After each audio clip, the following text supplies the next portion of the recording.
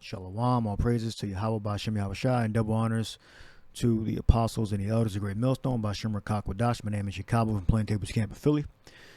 This is Poland demands 1.3 trillion in war damages from Germany. It's October 3rd, 2022. So a few months old. So this proves, again, that the EU powers, they don't like each other. I believe after World War II or World War I, they changed the lines in Europe, the borders of each country got shifted. And each nation they don't like the lines that were drawn. Well, I guess some nations don't like the lines that were drawn. You had new nations that were created out of the old territories. So those European powers don't like each other. All right. So eventually, some of them, at least, are going to partition away. They're going to break up, like Britain broke away from the EU. All right, and then you got Poland. And the Polish never liked the Germans anyway. That's, I believe, from World War II or World War I, or they had skirmishes when I believe Poland was invaded by the Germans and the Russians. You can look that up. Poland demands 1.3 trillion. It says Warsaw, Poland. Poland's foreign minister on Poland signed an official note to Germany requesting the payment of about 1.3 trillion in reparations for the damage incurred by the occupying Germans during World War II. All right, so you cannot tell me that this union, this European Union, this EU thing is going well, and they're both NATO also. All right, when you read about the beast in the book of Revelation, that's referring to the EU and NATO, all right, which Poland and Germany are a part of. All right, so they're a part of the beast. All right, America's also part of the beast. All right, and she's the whore that sits on top of the beast also. All right.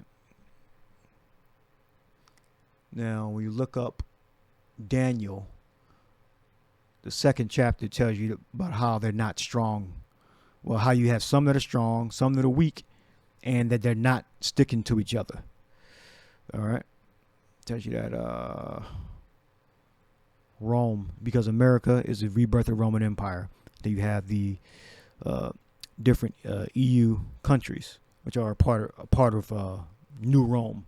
Together they make up the whole empire. Because in the old world you had the Roman city, Italy or whatever. Then you had the different nations that were conquered in Europe, all right, and together they made up the Roman Empire. All right, but the headquarters was in Rome. So the headquarters today would be America. So that's the same thing. All right, just reincarnated, as the elders apostles would say. It says Daniel 2:40. It says, "And the fourth kingdom shall be strong as iron, for as much as iron breaketh to pieces, and sudden subdueth all things, and as iron that breaketh all things. And iron that breaketh all, these shall break in pieces and bruise. And whereas thou sawest the feet and toes part of potter's clay and part of iron, the kingdom shall be divided, but there shall be in it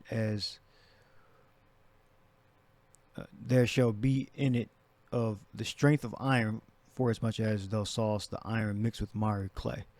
All right, so key word here, divided. H6386. Peg leg. It goes back to what Genesis 10th chapter. The earth was divided.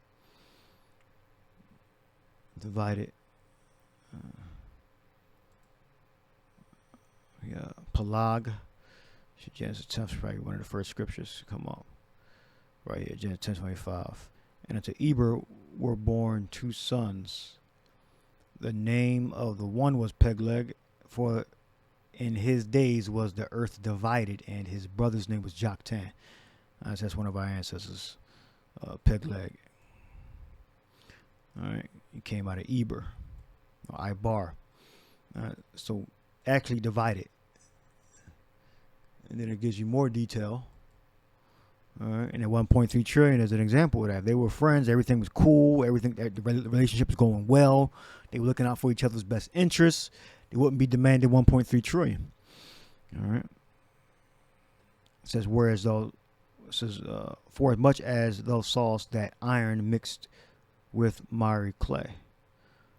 and the toes of the feet were part of iron and part of clay, so the kingdom shall be partly strong and partly broken. That's another reason, because Germany is one of the richest countries in Europe.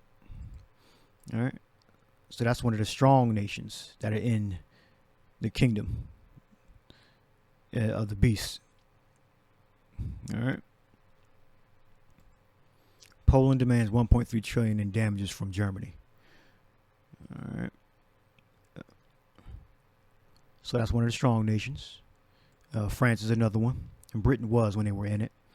But now, since the government lockdowns, destroyed, the world's economy. So all these nations are suffering. And then they're trying to exclude Russia from the oil market. That's going to hurt them even more.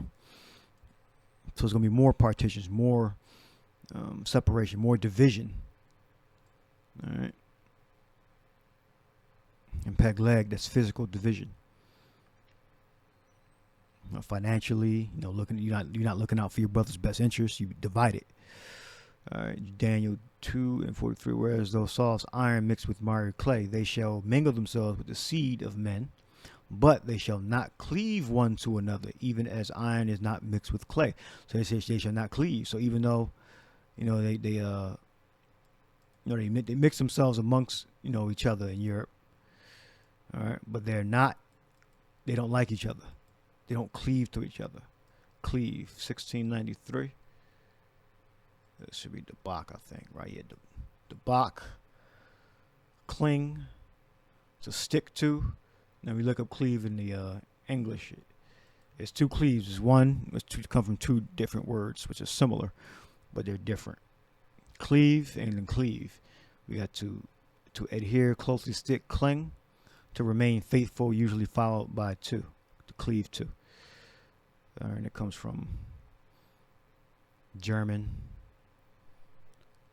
Kleophian, Old English Kleophian, High German, Kleben, or Kleben. You got the other cleave, means a split, cut, and all that. It comes from Kleoban, so it's a different word. All right, but English is a combination of German, Latin, and other languages. So, the same word, but mean two different things. All right. Well, that's okay. You just got to know what you're looking at. So that's the first cleave we're talking about. They shall not cleave. They shall not stick. All right. So that's akin to, divide. Peg leg would be akin to the other. Peg leg would be a good equivalent. Cut, sever. All right. So, whereas though Saul's iron mixed with miry clay, they shall mingle themselves with the seed of men, but they shall not cleave one to another, even as iron is not mixed with clay. Yeah, because in the ancient world, the Romans mixed their seed, which is Caucasian Edomites mixed their seed with the native Europeans, with Japhet. All right, that's another reason why some people believe that Japhet is the so-called white man. They're not. All right, they slaughtered their women and they slaughtered their men and took their women by force.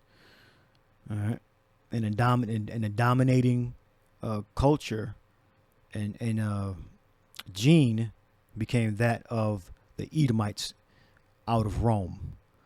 All right. I'll leave that there. Oh, where's the chart at? I'll bring that up. I'll chart the 10 toes. So you can see that. This makes up pretty much all of Europe. The 10 over here. And see, England is in there. All right. So what the Romans did was they went out through the these regions and pretty much gendered the natives that were in all these lands. All right. And the dominating forces within all these lands, and the ones that are in power are now the Edomites for the main part. There may be exceptions here and there, but for the main part, the dominating gene is of the Edomites. All right, the ones that are in power in any way, at least. All right. Now, between their nations, they don't get along. Like right now, you got England, which is Britain. They left the EU. All right. Now you got Poland. All right. Which, like I mentioned earlier about the map being changed. All right, so Poland is a mixture of some of these nations here. All right. So you have Poland and Germany right now that are beefing. Poland went to 1.3 trillion from Germany. And if you didn't see it up here in the 10, you'll see they expanded with the NATO. That's why we say the beast is NATO and the EU. It's really they're all the same. Just the borders has been changed throughout the centuries. The borders. So you may have not saw a nation that was called Poland or Moldova within a certain time period within Europe's history, but then it came out of another nation that was already there. All right, so that makes up the beast in the book of Revelation. All right, hope you can see that. And America came out of Britain, England. All right, and the whore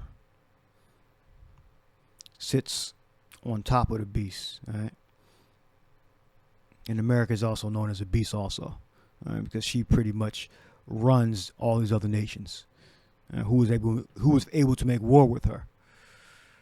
All right, the beast. All right, because they work together militarily, so they're considered a beast. All right. A powerful military force. I hope y'all can see that. All right. Those are the nations. This is Europe. All right. Europe. Their political lines drawn, which have been redrawn over the centuries. All right. So you got that down. All right. Revelation.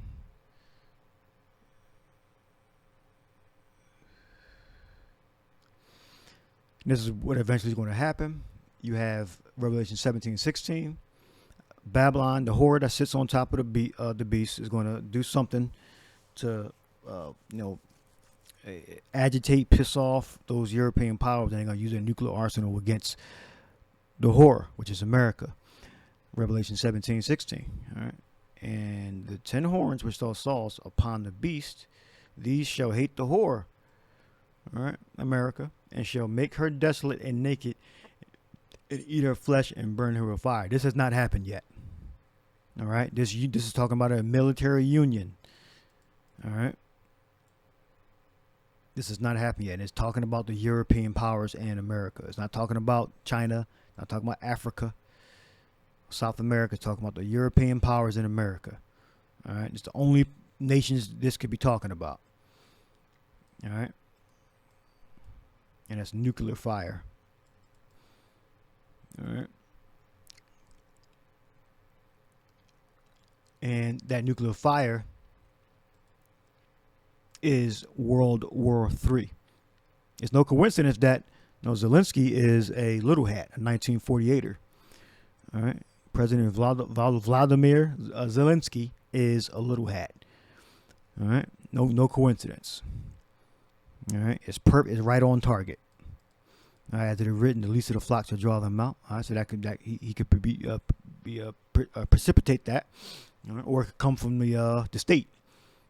All right, the people that claim to be the children of Israel, which we are the children of Israel, so-called blacks, Latinos, Native Americans, and people scattered around the world in those other nations. All right, this is what the end looks like.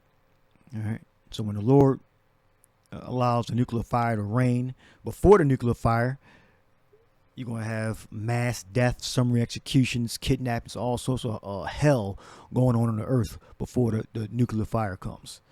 All right, so this is the day of the Lord. Amos 5:18. Woe unto you that desire the day of the Lord. What To what end is it for you? The day of Yahweh Bashem Yahushai is darkness and not light. And you want to meet you want to meet the Lord. You want to meet Jesus. All right? Because that's a made up word, Jesus. And some of you people think you married to Jesus. All right? Or you married to the Lord. No. Are you ready to deal with Yahushua when he return? Because this is what the day of the Lord is like. The day of the Lord is darkness and not light. The Lord's name is Yahushua. The Father is Yahweh.